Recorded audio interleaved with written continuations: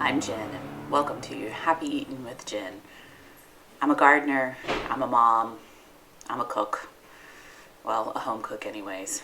I love working with fresh vegetables and the bright colors and smells of things that I grow in my garden and putting those onto a plate.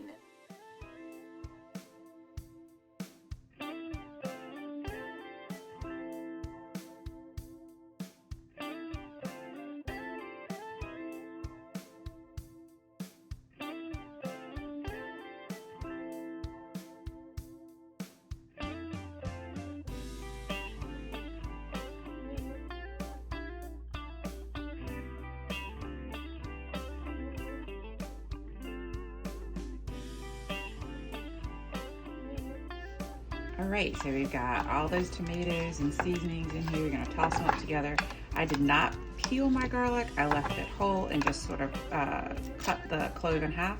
I'm gonna let it roast really slow using Gordon Ramsay's slow roasted tomato recipe. It's at 200 degrees for about an hour and a half to 2 hours until everything's just delicious. He goes through and takes the time to turn all of these cup up, but I'm not gonna do that.